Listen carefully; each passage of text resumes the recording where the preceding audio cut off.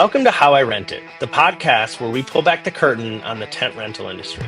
I'm Tony Ehrbar, the owner of American Tent, one of the leading event tent manufacturers in the U.S.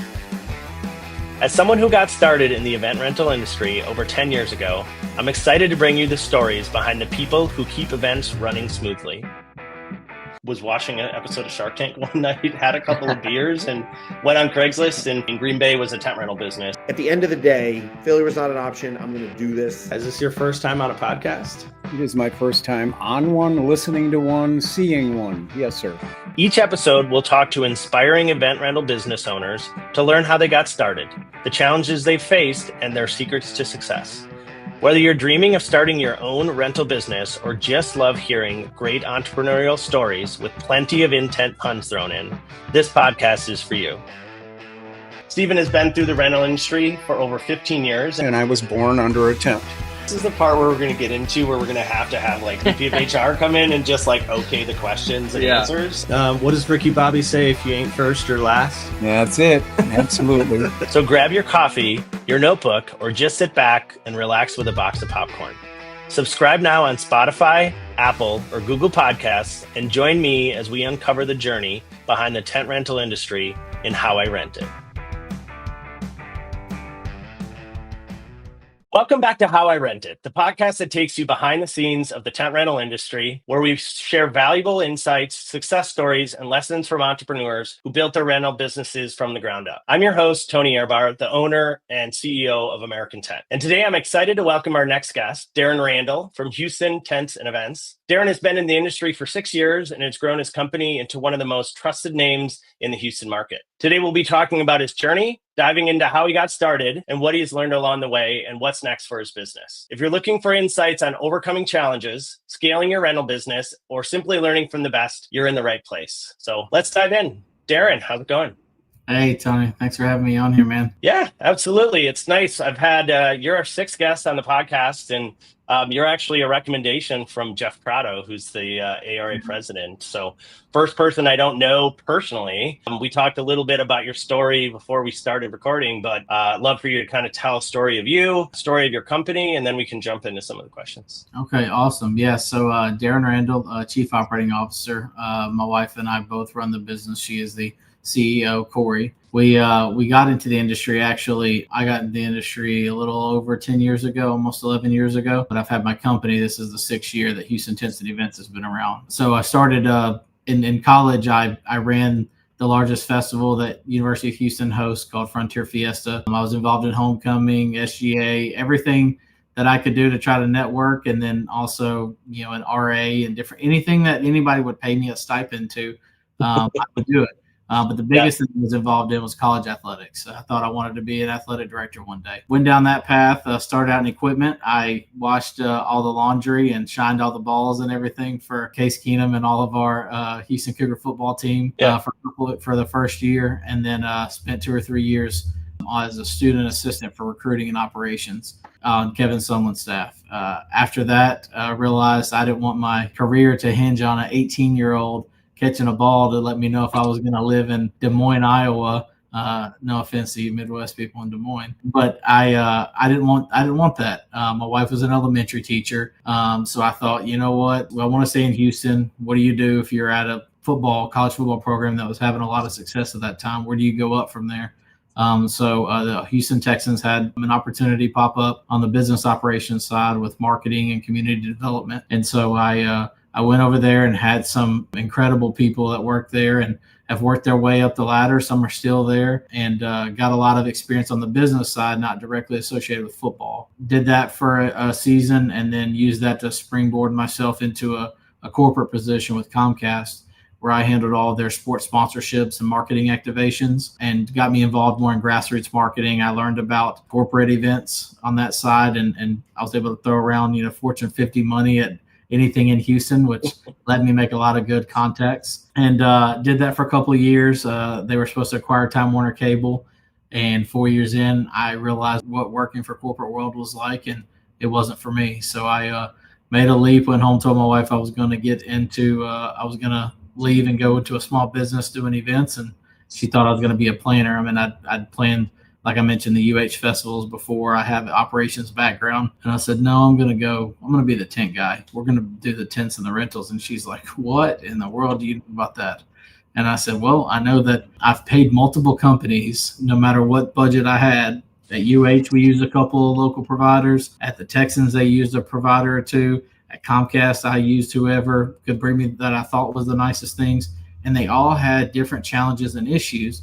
And I realized that I could probably make a living out of this at a minimum. I didn't know I would go to a small business for 4 years and find out some things I didn't want to know about. In business, not everybody runs the same lane. So after 4 years of being a smaller company here in Houston, I was led to start Houston Tents and Events, and officially January 1st, 2020. And it's been a crazy ride, man. I just kind of hold on. It's when you come from being the customer, I know that there's a lot of positives and things I've been able to learn that I want to do for everybody else as all of our customer base is in the Houston market. But man, I don't know how long you've been doing it, Tony, but tent business and the rental business is so unique. Yeah, no, so I had a rental business that I bought off Craigslist. My wife also said, what are you doing? Do you know how to run a business? And my brother-in-law actually ran the front end, and then I bought the manufacturing. We sold the rentals right around the same time that you got started, which,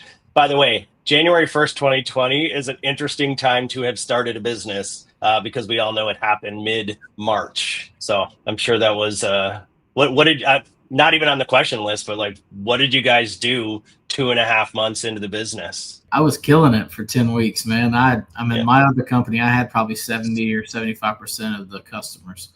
I tripled his business in 4 years. The guy I was working for became a non-equity partner. So at that point, just made sure we got out of our agreement and was able to bring them over and start hitting the ground running immediately. Did a few things, government jobs. Twitter had their annual global conference here in Houston the second week that I was here. So I had all of East Downtown closed off and did all the rentals for it. We had rodeo cook-off. I was able to do most of my same teams. We really just picked up the ball running under a different logo that I like better. And ultimately, 10 weeks in, you're looking at the forecast. You're looking at what's going to come down. And I'm on a rodeo committee, which is big in Houston Livestock Show and Rodeo. It gives more scholarships away than I think any nonprofit organization in the country. I've been on a rodeo committee since I was 22, the calf scramble committee. So little kids chasing the calves, trying to catch them to earn a scholarship, be able to get one, a certificate. So I was leaving a shift and was super pumped to go the next night as an attendee, go see Kane Brown. And, I was just thinking like, I didn't leave rodeo thinking anything was different. Well, the next morning went to a 9 a.m. meeting. At 10:30, I'm driving down the road and I start getting blown up that rodeo was canceling the rest of it because of COVID. And it was a crazy, rainy, gloomy day, and I was like, my world's about to turn upside down now. What in the hell did I just do? And so I stopped in at a Chick-fil-A. And most people in this industry, whether it was on the, Kyle and Nate's Under the Vinyl podcast or wherever, all these, our industry stuff that's starting to try to share stories. I'm sure people have heard this, but I stopped at Chick-fil-A to get lunch, and I like Chick-fil-A. And I'm getting rained on. So is the high school girl that's taking my order or whatever, younger girl. Got my window rolled halfway down. I said, why in the world does this, one of the busiest locations in Houston, not have a canopy? Hey, is there a manager here I can talk to? I said, if you can find somebody inside that can make a decision, I can make sure that you never get rained on again. I'll build you a cover right here. So she calls in, and the actual operator for that Chick-fil-A location was there. Turns out he beat me up over the price, but I let him because I was just at that point, I started looking at my own personal bills and thinking, what bills can I take off, So I gave him a weekly rate for the month on 2 structure tents, the way that we made an L shape in one of their drive-throughs, and made him commit to 3 months. I knew 3 months in he'd keep it because I was going to put it in the middle of like June or July, 110 degrees in Houston. I was like, all right, well, maybe this can pay my mortgage and 2 vehicle notes. So now I can start just taking off bills by each, project I get or restaurant or anything, right? And so we went down that path, and ultimately, I still have Chick-fil-A locations up. I ended up doing 29 over the course of that summer of between that spring and summer of 2020. Got calls from all over the country because I got listed on Chick-fil-A Inc. thing out of Atlanta, a documentation that had my tent information on it. Yeah. So what ended up happening was I wasn't trying to get anything outside of Houston. I wasn't being greedy. I wanted to try to pass around what I could to the industry. So I've made a lot of connections within my network that I love in this business across the country now. But back then I was just going online, finding out who had the best reviews, and I'd look at the most recent reviews and I'd call that company, and or I'd talk to that Chick-fil-A location, tell them exactly what they needed for their location, who to call, and I'll call the tent company and be like, hey, here's what y'all should, here's what I'm charging. Here's how you can funnel it through the franchise. They want to lease to own this and that. I kind of shared my tactics for it. I mean, I've heard multiple times from so many people at all of our expos and stuff, like some people still have Chick-fil-A tents up, like, that kind of springboarded to all the other restaurants, drive-throughs. Yeah. So by no way, maybe I was the first. I don't know, but never record that. But I do know that it started something that helped. God's Chicken Sandwich saved Houston tents and events in 2020. I'm sure that it helped others too.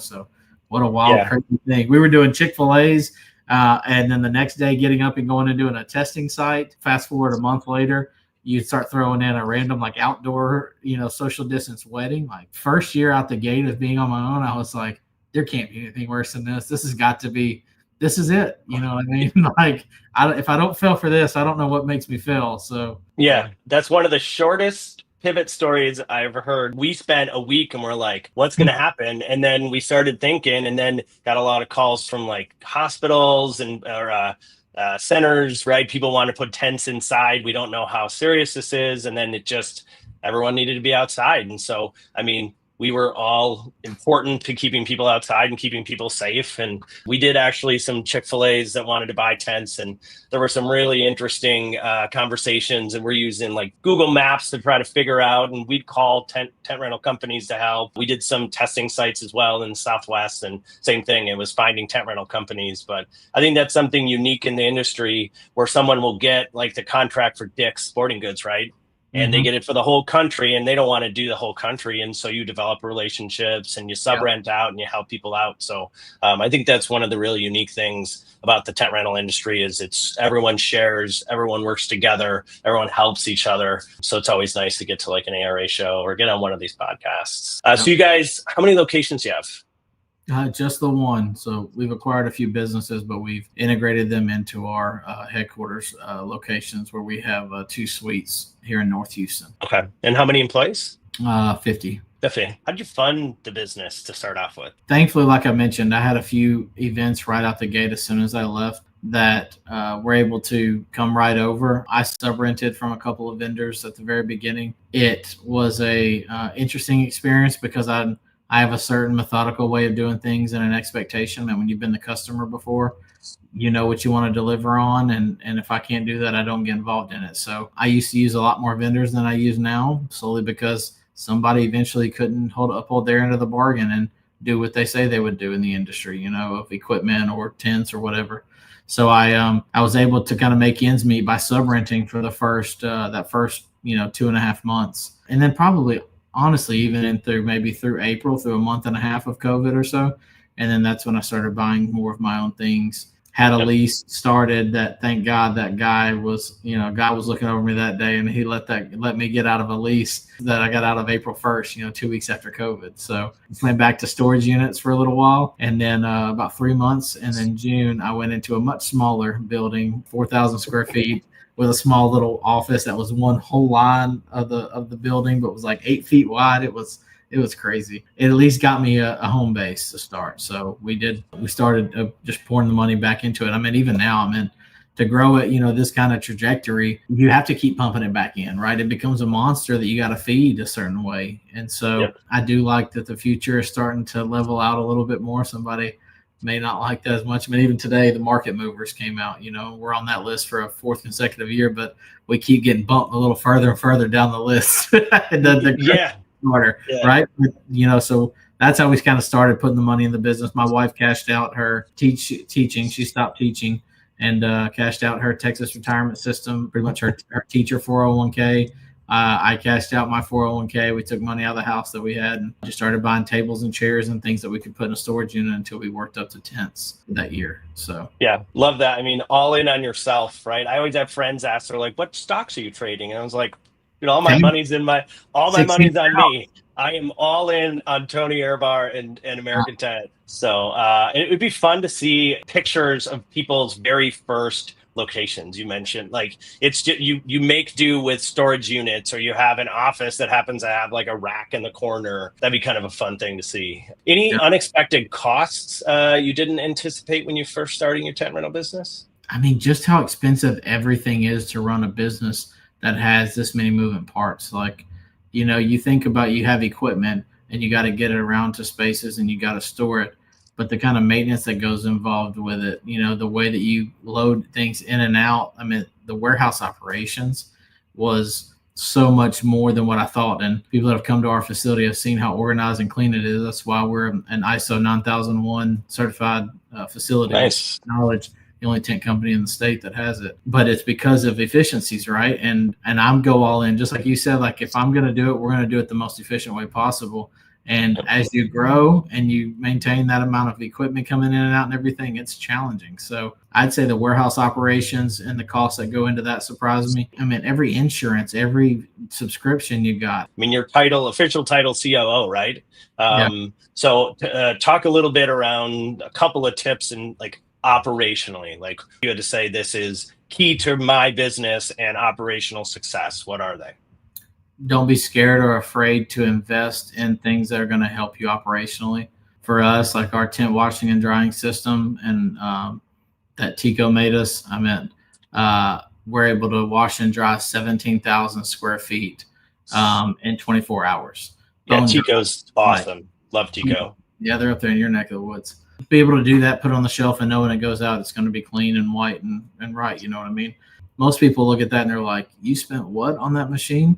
And they don't dive into the numbers. It's all, I'm a very analytical person. So like I dove into how much square footage is going to take to put all these pulleys in the old school way around, how much is going to go in, who's going to get attached onto it one day and get picked up in the air and potential liability, right? Like how much stuff is still going to go out that we're going to have route backs. So I started doing the numbers and I'm like, it doesn't cost me anything to get this equipment and do it this way, but it's hard to chew on at first. Yeah. Did you guys get the dryer too, or just the washer? Yeah. So I had the dryer built. Steve built it, and we've had it now a year and a half. It's awesome, man. Yeah. And so I think things like that, multiple 10 oxes. I guess my advice would be like, take the financing, take somebody else's money, and find a way to make money. If you want to do this, if this isn't a, we talk about it all the time. My buddy Kyle Richardson at LNA, we talk about how you got to pick and choose. Is this a lifestyle business, or is this are you in this to like profit and churn and flip it? Like you kind of have to pick and choose like what you want to do. If you say you want to make money, then you got to look at it as a long-term thing and how you're going to make it, right? But that takes investing in the business in operational ways. And so I think that's what I would say, is to think through efficiencies and get in the numbers. Don't just let sales worry about the revenue and marketing and all that. Get in the numbers and see where you can really shave efficiencies. And I think that's what's going to make the difference in companies being around 5 years from now. It's not going to be who's doing what amount of revenue or who's got the Dick's Sporting Goods or Home Depot contract. It's going to be who is able to do as much as possible, as efficiently as possible, are the ones that are still going to see growth and still be around, because just like everything else in the world, it's only getting more expensive to do business. So you're going to find more bigger companies that private equity has already got into. And I think they'll take a few more things like that, but it's going to replace the mom and pops. It's going to replace the people who love tents and love this industry if they don't learn how to get efficiency or more efficient, because the companies have really, really smart people. And that's exactly what they're going to do. Yeah. And ARA has really great resources for that. You can get CERP certified, right? The magazines that come out, but going to the show, learning there. I mean, even podcasts like this, right? learning from people and seeing the things that they do. Because yeah, you could have a great top line, you could $10 million business, but you could lose money because you're just not being efficient. You're not pricing things properly. You don't have a great ERP system that's sending jobs out efficiently, and you miss a couple of pipes on a job that's 4 hours away. That's Awesome. immediately an unprofitable job. Like, we shouldn't even have done that job because labor is expensive. You mentioned the CRP certification. I think that where like ARA, ATA, and Matra, like where they're all going as far as this like educational side is perfect. Like, it's something that's been missing for so long. Like, it's kind of been just a blue collar, kind of like good old boy industry that like just went by what you knew how to do or could figure out, right, from the construction or equipment side.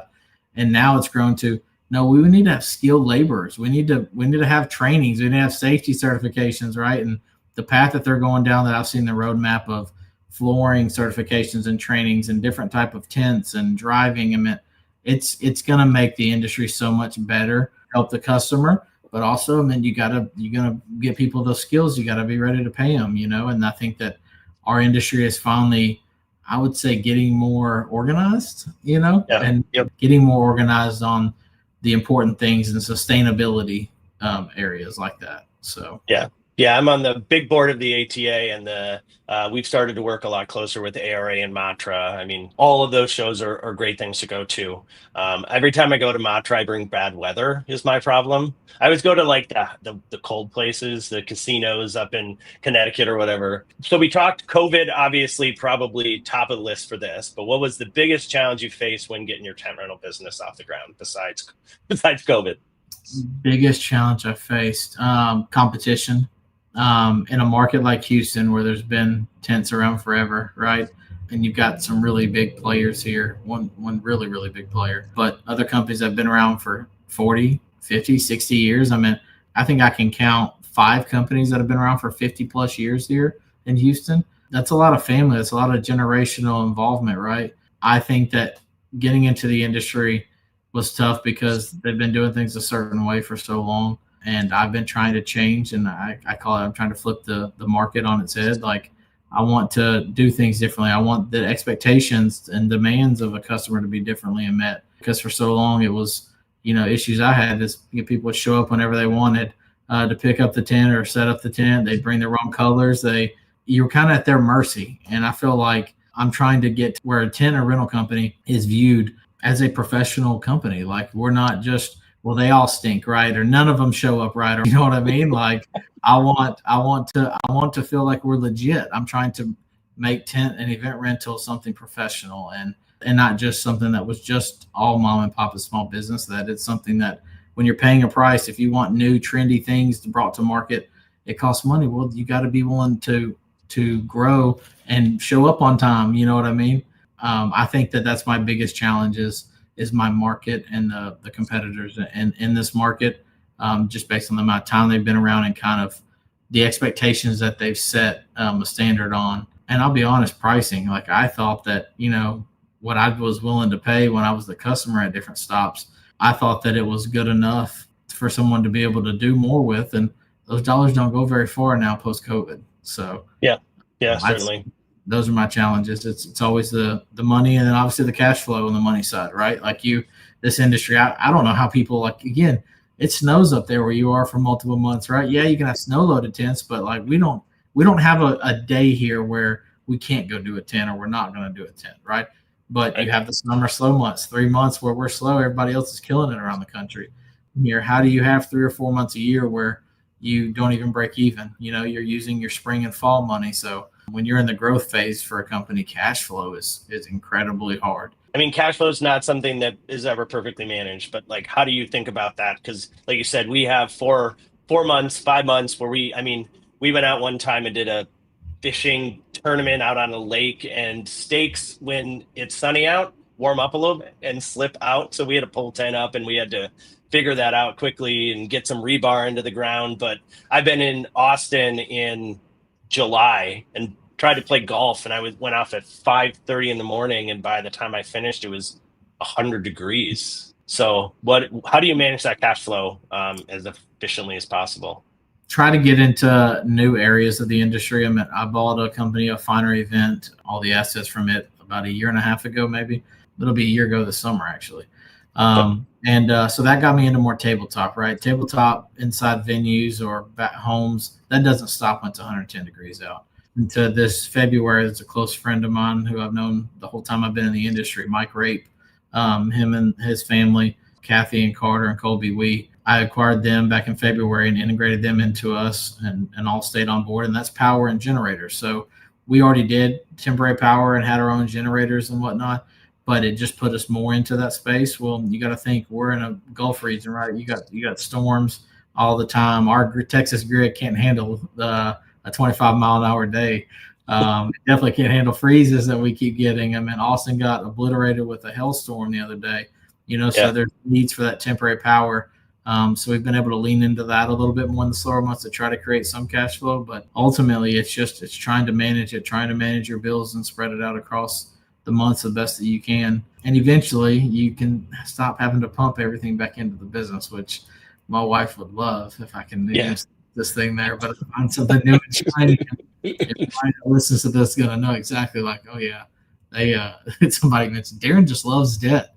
And I'm like, love debt. It's just, I use somebody else's money to try to go make money. It's part of it. If I didn't, then I would be a very small company and I'd be sitting there twiddling my thumbs in the summer wondering what I should be doing and want to be doing. So I determined, a couple of times in my career, I needed to go all in, and it was appropriate and calculated risk. It wasn't without risk. And you go in, you go all in. If you love this stuff, I have a huge passion for tents and rentals. So why not keep trying? So that's how I try to keep managing my cash flow. I saw, I think it was a video on LinkedIn, and the person circled when you're a kid, when you're retired, and then everything else in the middle. And it's like, do something that makes you want to get out of bed in the morning, right? Because otherwise you're just punching a clock to try to save the money for retirement. And then you get to retirement and you're like, all right, I got 10 years to be able to travel and do stuff. Find your joy is actually one of our values at American Tent. And we want people to be happy to come to work. And so we'll move people in and out of different roles to find the right seat for them. And Be the Buffalo is actually another one, which is why I'm wearing the Buffalo shirt today. So it's the only animal that charges into the storm when it's approaching. So just kind of a nice little metaphor, if you will. But, very cool. Very cool. Yeah, I'm all about it. That's awesome. So we talked about a challenge, right? So any mistakes, small or large, lessons or things that you'd want to share with other people so they don't make a similar type mistake? I think don't take things personally.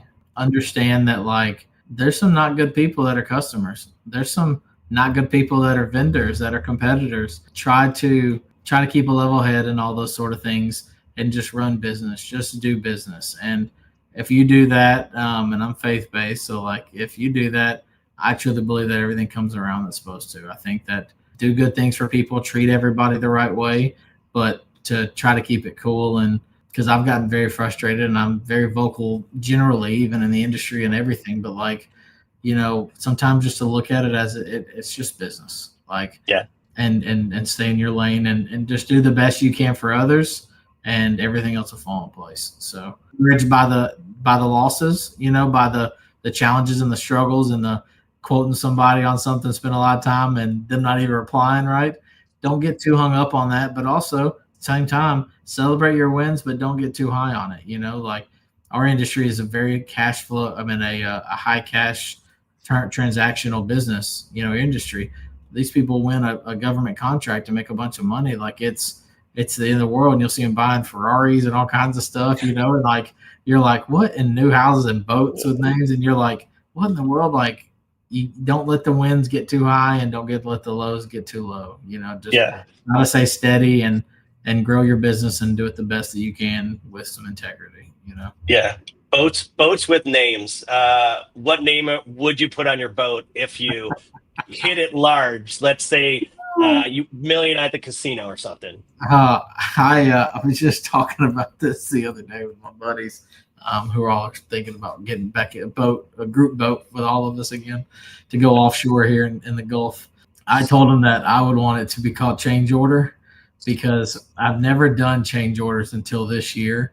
because I've just tried to make it work and adjust it and went about my business. And I realized, started adding up how much time was being done.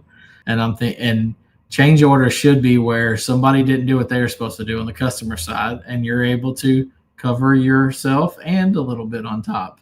And so I'd probably call it change order, even though my change order amounts aren't enough for a boat by any means.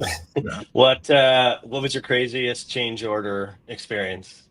every time that I have to try to explain to somebody that why there's a change order, well, it's because, when you called in, we already had that truck on the road. So now we've either got to turn around or bring them back. Now we got to rush and pull that load instead of going and doing the next job that we committed to. And we've got to make sure that it's clean. Oh, it wasn't clean because it came back yesterday from a job, but now you want it. We're adding it. It's the paperwork print offs. It's the constant, you have to go talk to 3 people to let them know or send 3 messages that this is now changed.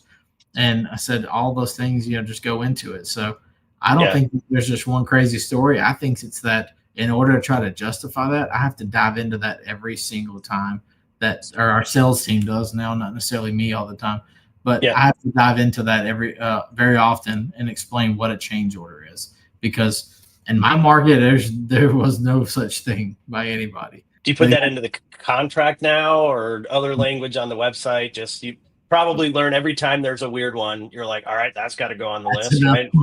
Yeah, it stinks, but your terms and conditions and cancellation policies all start getting longer, and it's part of it is being different. I mean, we have half our companies come from other companies. The other half I brought in fresh from outside the industry. Well, the half that have been in the industry have seen things a certain way at even some of the bigger players or companies in our market or in other cities.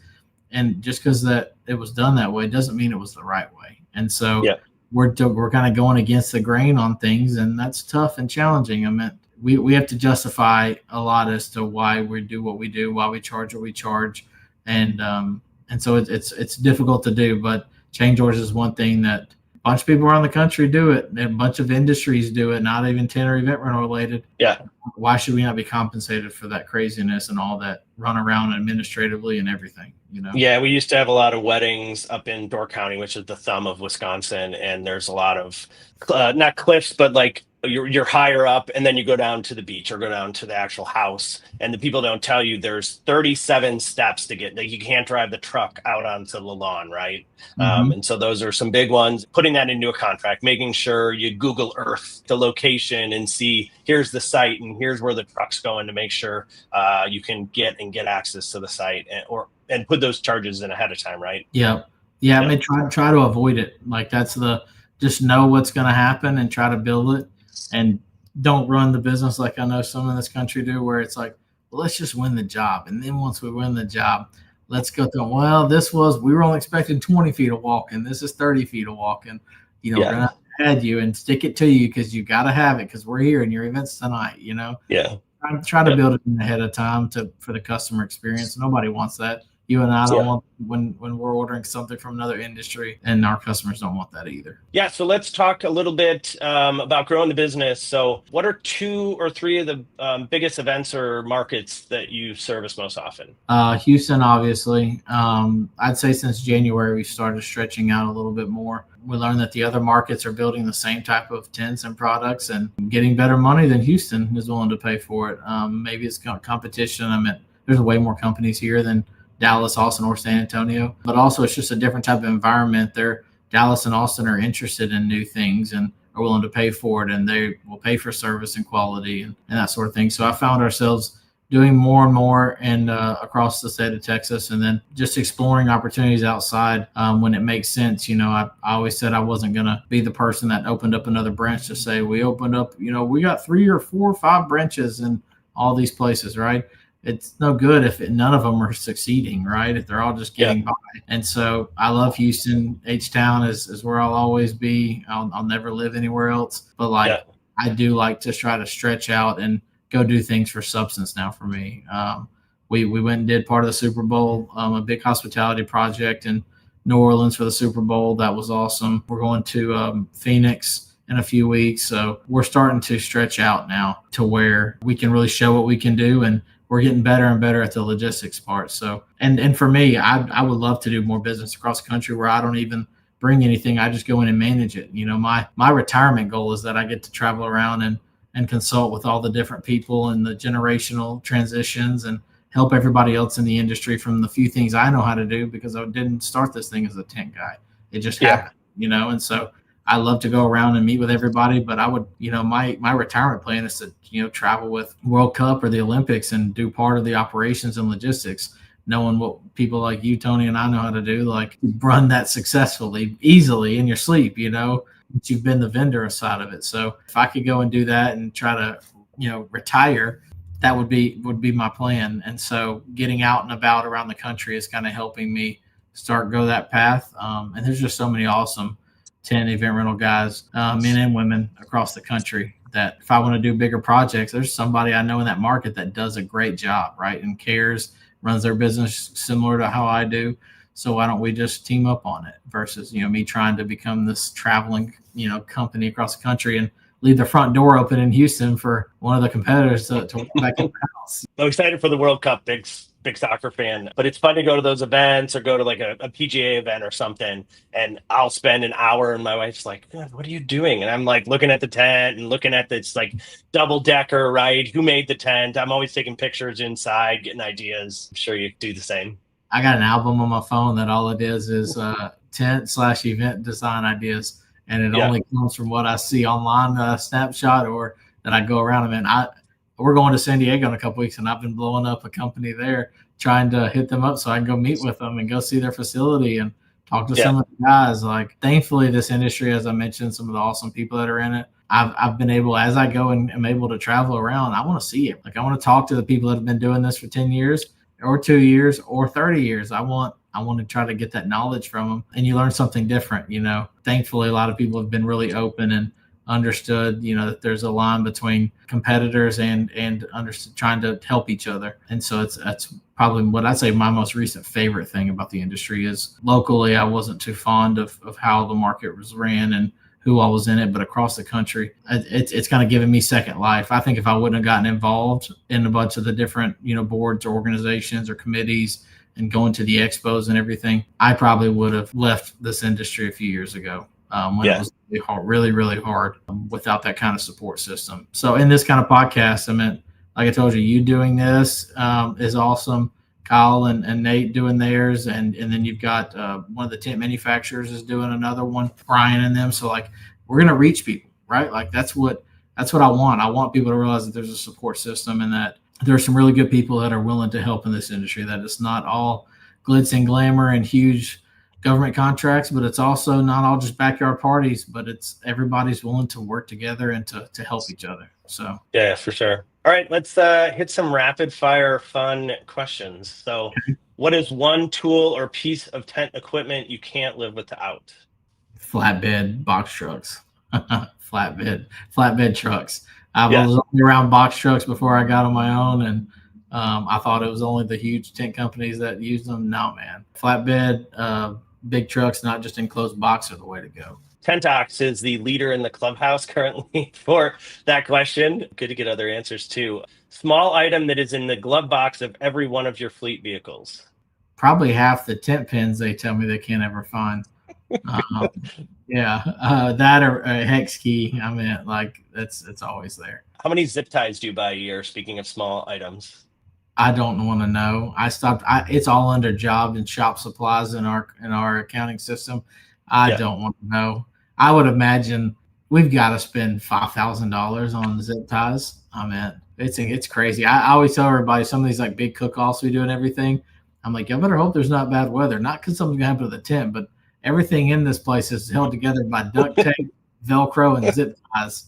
And I'm like, at some point in time, why don't we go after sponsors? Our ARA needs to go get sponsors in all of those materials, Yeah. I always thought, I was like, maybe a zip tie business is what should be next for me. Yeah. Just undercut someone by a penny. And you save yourself $50 or whatever, right? Yeah. So you talked a little bit around some of the events you've done, but most memorable event or project you've been a part of?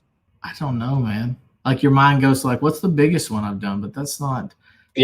Yeah, most memorable one. I tell you, I'm going to say it before it even comes up. There's a wedding that we're doing in a couple of weeks for a couple that's fallen on some unfortunate health circumstances and issues that we're teaming up with a few other companies and venue for. It's the first time we've done something like that where it's not just discounted and we're fully donating the entire project to them, entire wedding rentals and day and everything.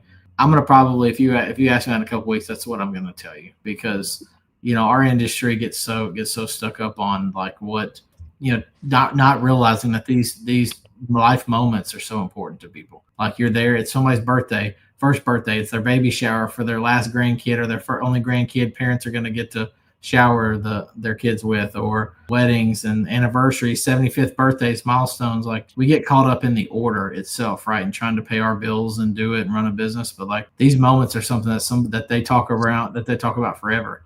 What other industries are there? When you buy a cup, right, you say, man, that company I bought a cup from, I've got a long-term memory for it. You don't. Yeah.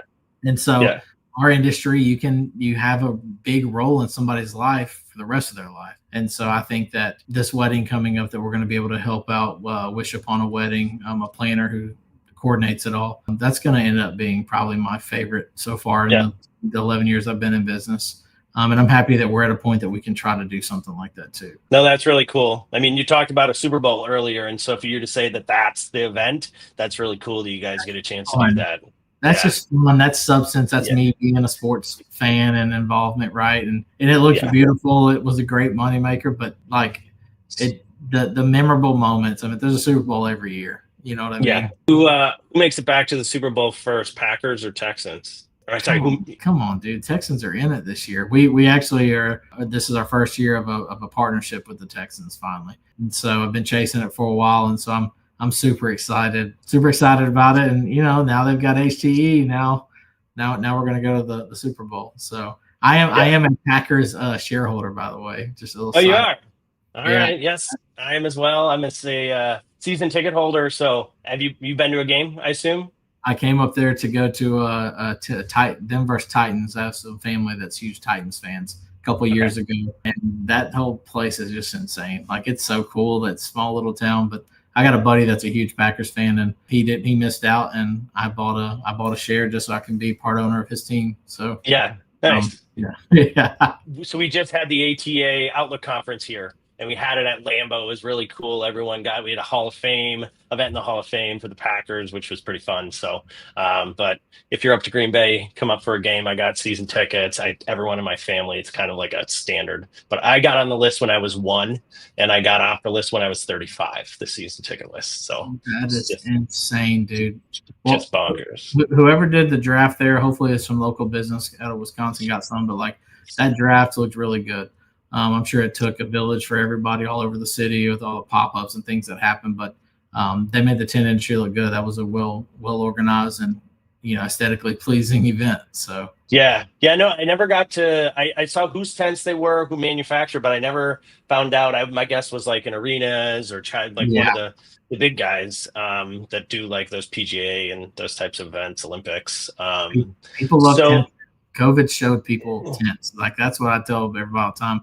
People just thought of it as one small thing. It's like, no, you can do a lot of things with this tents, and it's just grown and grown. So let's turn it around from most memorable to some funny moments. So what is the most unusual or surprising request you've ever received from a client, or alternatively, a bizarre thing left behind at a job site? I'd say the most bizarre thing or crazy request that a customer would make of us is thinking that we do floral and those sort of things. And it may not seem crazy, but like who in the world does power tents and floral and all these other things? I used to have to say, the things that we didn't do was production and AV, floral and another category. And then eventually people started asking me, oh, so you do cooking, right? And I'm like, no, we're not a caterer either. Like, what did I lead you to believe that? And it's not a one-off. People truly think that there is companies out there. Maybe there are some other ones I don't know about that are full turnkey. So when I try not to say I'm a turnkey event provider now, event rental, because apparently that's what that means. So I'd say that's a bizarre request we get all the time that we just kind of look at like, it's a weird request, but we know we just know that because there's not many tent companies that do that, Yeah, I always used to tell customers, if you see how dirty my crew's hands are, you don't want them touching things that are white or pretty. That's Yeah. the general rule, or probably food as well. Yeah. Yeah. Craziest thing left behind at a job by us or by the client? Or does it matter? By the client. I mean, either way, but by the client, maybe. Pete McVeigh's winning. He found naked people asleep, passed out under a tent. I don't know, man. I think we've been pretty bland down here in Southeast Okay. Texas. Not as crazy as the folks up here in Wisconsin. It's good. We've had horses tied up right next to where our tent was before, and so like obviously you can't just roll in and just start taking stuff down. So some of these ranch weddings and events that we do at, but I'd say that's like the extent of what it is having to work around or going to a place that had multiple nice, really, really nice sports cars and seeing our right next to it. And I'm like, we're not touching anything until these cars are out of the way, No, you're going to snap some pictures of your pretty tent next to the pretty cars. Yeah, sure, and then I'm going to ask, hey, can you move those cars out of the way? Because these guys like to drop a spindle without question. So, yeah. All right, a couple non-rental questions. If you could open any other business completely unrelated to tents, what would it be? Probably a barbecue restaurant. Do you have a specialty? I grew up in Memphis, so I'm a big pulled pork fan. Central Avenue there was my go-to growing up. I've been to Kansas City. Obviously, I've eaten at Joe's and Q39 and Arthur Bryant's and all those places in Kansas City, closer to you. I've eaten over there in Charleston, everywhere at Rodney Scott's. But here in Texas, brisket has grown on me. I'm neck and neck. I'm brisket and pulled pork. If I got 2 meat combo, I'm going with brisket and pulled pork. I like the sweet sauce of like the Carolina sauce, but I can definitely get down on Texas barbecue as well. So yeah, I'd say, and a lot of my friends are a lot of the local companies, barbecue restaurants. So I can't get a single meat. I got to go however many number of meats they will allow me to get. I want to try all of it. Right. So like the 4 meat plate, and I will feel disgusting at the end of it, but totally worth it. Try all the sauces. You got to go to up there in Wisconsin? We don't have a lot. Whenever I go into a city, we were in Hilton Head, and there was a place called something Mama Q's or something that was it's super good. I think she was on a food show or something and opened it up. But that's always the go-to whenever you get to Kansas City or Texas. We're going to Memphis to meet with a customer here in a little bit, and definitely we'll get some barbecue there. Central Avenue. That's where you got Central Avenue. Yeah. All right. Favorite interview question when you have a new employee in and you're trying to hire them? Favorite interview question. If you didn't have to work, what would you be doing? Right? If their bills were paid, but just waking up every day, what would they go do? Yeah. Because you can start trying to find what somebody's passion is, and not what they're being, pigeonholed into having to do, because we all have to work as adults. Yeah. No, I like that. All right. If you had a theme song that played every time you entered a room, what would it be? A song that's always been important to me is golly, man, there's 2 ways. I'm a huge Chicago Bulls fan. I've stuck with the Bulls since I was a kid. My first reaction is, Chicago Bulls song. It's what my wife and I and guests walk out to at our wedding, right? Yeah. Is that the dun dun dun dun dun dun, like the one Jordan comes out to? Yeah. Dun, dun, dun, dun, dun. It was hard not to be a Bulls fan. I mean, in the 90s, because you could get WGN. So, like, I was a Bulls fan and a Braves fan because I could get TBS and WGN. Yeah, I went Red Sox and Bulls in Memphis because we didn't have anything. We had AAA for the Cardinals later on in life. We got the Grizzlies when I was in high school. So, like, my sport teams were all over the place. The Texans are actually the only team that I liked growing up. I started watching them when they became the expansion team. They're the only team that I followed in Tennessee that I end up now following now. All the Houston sports have grown on me, but they weren't there from when I was a kid. We talked fast food earlier, but what is your go-to fast food option if you have a couple of minutes between a job? Chick-fil-A. It still is. I mean, they didn't even have to give me the business for it. I love pulling up, and the operators are just like us in our industry. They're still super involved, man. Like you can pull up and I'll because I did so many locations. I mean, I can be any part of town, and if I'm trying to pop in and don't have time for a real lunch or breakfast or late night dinner, I'm picking up to take to the cruise out on a job site or something. I'll pop in and I'll see the operator or the operations manager or whomever that I know and have relationships with, because those people don't leave. They just work their way up the ladder within the location. So Chick-fil-A, I like what it's about, and it helped me in probably the toughest time of my career or life. So why not go get me a little chicken sandwich? I bought my daughter the other day just a huge jug of Chick-fil-A sauce, and she was a happy camper. And I've never seen a Chick-fil-A drive-through empty. I've never seen an In-N-Out burger drive-through empty. Those are the only two restaurants that are just like, they don't stop ever. Except for Sundays, I guess. Yeah. I throw Whataburger in that, and you got all three that never slow down. Every time I come to Texas, I gain about 5 pounds of Whataburger. So I don't know if you're a big reader, but do you have a favorite book, kind of a business book or a most gifted book you give to people who are other business owners? Yeah, there's a Kobe Bryant. He's got like a Mamba Mentality book. It's just about trying to be the best version of your own self. And it talks about sport as a business, but it's just about being a hunter. That's kind of all that it is. It's the best pursuit of yourself and not backing down and overcoming adversity and outworking the person next to you. That's kind of what I try to instill in all three of my kids. I'm at the youngest one. He doesn't understand it, but trying to get him to dunk on the little goal right now. But they all three, like I try to push that. I say, if you can just have some work ethic and motivation to overcome things, you're going to be so far ahead of the world. And our industry does that every day. Those people get up. People have been doing this for 30, 40 years and 50 years maybe, and they're still there at the front counter every day. Yeah. Yep. So they're just in the pursuit of a purpose and a reason. And I'd say that Kobe book would be the one I'd give somebody. I'm going to buy you a giant billboard. And you're going to get a message out on whatever the big highway is out in Houston. What would your billboard say? And it can't be an advertisement for HD. It can't be an advertisement. You want to get a important message, inspirational message, whatever it is, out to the masses. Houston over everyone. Okay. There we go. Yeah, I'd say, Houston's it's a melting pot, man. The diversity we have. I always tell everybody, I travel around the world so far in my life when we could, especially before kids, and people are like, where are you from? And I say Houston, Texas. Like, oh, I want to go to Texas. And I'm like, we'll go to Dallas or Austin or San Antonio. There's things to see. Houston's not really touristy. And they're like, but you just told me you'd never want to live anywhere else. And it's like, because it's the best place in the world to live. I didn't say it was the best place to visit and tourist. But we've overcome the crazy adversities. Harvey was a big deal, right? There's resiliency. You talk about oil and everything, how important that is to the world.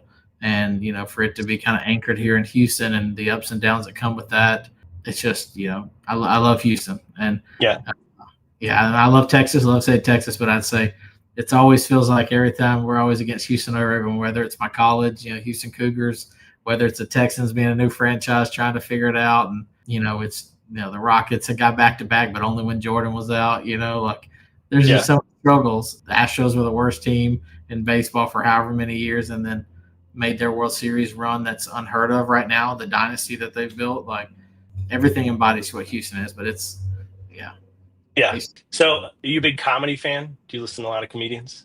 I'm actually doing part of a stand-up with a local comedian that we partnered with, Chinadu. Really? Okay. We were texting last night, actually. I've got a notes on my phone that's got comedy jokes, and I've been putting it together for the last probably 4 or 5 years for the right moment. And so I finally have enough content and can transition it together that I'm going to try to and do a comedy show. Because if there's a comedy show on Netflix, I've watched it. I'm in. Nate Bargatze, most recent, he talks about the word you just said. Oil is how I say it. You guys in the South say what? Oil. Yeah. And he has a whole clip about it that I love. I love. God, he's great too. What a dry, and he doesn't cuss. He doesn't cuss. All the other comedians are like in awe of him. I've seen John Mulaney, and I got 45 minutes of him talking about being in rehab, which Bargatze, just the stuff he does is great. Authentic, man. He's an authentic comedian, and he's from Tennessee. What do you expect people born in Tennessee, Yeah, he's Nashville or just Murfreesboro, one of the cities just right outside there. Mount Juliet, which is Mount Juliet. I think it's Mount Juliet's where he's from, which is outside of Knoxville and that area.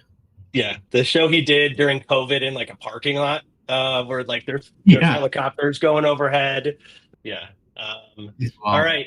So if you could have dinner with any historical figure, who would it be? I would probably say Jackie Robinson. When you talk about like what he did and came in and what he was up against, I mean, I just told you about like the Kobe book, right? About motivation and overcoming things. Like part of that is the struggle, and I think that what he went through. I've watched that movie, that sport movie, and though I know what it is and know what happens, I've watched it so many times. Yeah. But being a big sports junkie like I am, I want to know like really like what he thought all the time. I want to really know like what kept him going, what kept him fighting all the time. I could have easily said a military veteran or a politician or Abraham Lincoln or anybody, but like, from a sports perspective, there wasn't a more difficult barrier to break than he did in baseball. And so I think that kind of applied and put us out on a different path for the whole, country. You know what I mean? All because of one player in baseball. I'd like to interview Jackie Robinson. Nice. All right. One last question. Special talent or most interesting thing about yourself? And we've caught a lot of them. And so, I mean, you could go back to your comedy stuff, but any special talent we haven't learned about? I can tie a really good tourniquet if you get bit by a shark like my wife did. She got bit by a shark Memorial Day when we were in college. The tourniquet wouldn't have saved her life because the doctor said it was terrible, actually. But it didn't hit artery. But I don't know. I can talk. I can be on this I can just talk. I like talking. I don't know if that's anything. I can talk in front of anybody, I guess. That's kind of it. I don't have any secret talents, man. I mean, feel more bland myself. Jeez. I mean, you're doing a comedy show. You said you did rodeo stuff, and so I mean, there was a lot of talent scattered throughout the conversation. I tell you what I can do. I can take in college freshman year. I had to make a 3.5 GPA in order to get in-state tuition at UH. Shattered my ankle the first year at a fraternity retreat. No alcohol or anything involved, just to throw that out there. It's team building. And I had to struggle my way back because if I didn't get a 3.5, I was going to be back in Memphis and not staying in Houston. And so I ended up taking like 21 hours in the spring because I had so many I's and incompletes from the fall, 20 hours in the spring and 18 hours in the summer, all while working multiple jobs to get a 3.5 GPA. So I think that, if I had to say that there's not something special or unique, but there's really nothing you can do if you really want something. The big complaint that people make is that there's always an excuse as to why they can't get it or why they were passed up for something or why, somebody did something and got something you didn't. Just put your head down at work, Yeah. So say that if I had a special Superman strength, it's just that I don't stop. I mean, I hustle. So what's a lot of people have a hard time maybe getting over hump to do something difficult. So you wake up in the morning. What is it you tell yourself in the morning, or what is it that gets you out of bed to go do that hard shit? The sooner I get the day going, the sooner I get a little bit closer, or at least find out if I'm going to be closer or it's something I want to do or don't want to do. Just laying there, constantly thinking about it, not taking a jump or a step or getting the day rolling doesn't change the outcome. You know what I mean? So I'd rather be in the know, knowing that you're either going to succeed or fail. At least Yep. Any other advice before we sign off here for someone starting a tent rental business? I think just do things with integrity and be an authentic person, both to your competitors, to your clients, and have passion. Don't do it if you're not going to be passionate about what you do. There's something else to make yourself happy. There's another avenue and path. Mental awareness is a huge thing now in society, right? And our industry works a ton of hours. We're making everybody else's memorable moment and day and week and weekend incredible, but not taking care of ourselves. And so I've put my health as a priority most recently in the last few weeks, and I think that that's the best way, because otherwise this industry will keep going on after you're gone. To really focus on yourself and your family and your mental health the best that you can. So. Yeah, I've heard someone say you can't pour into other people's cups if your cup isn't full, right? So I think that's I like that way you frame those things. So, all right, man, I hadn't met you before. This was really great conversation. I hope to catch a drink sometime, maybe at ARA.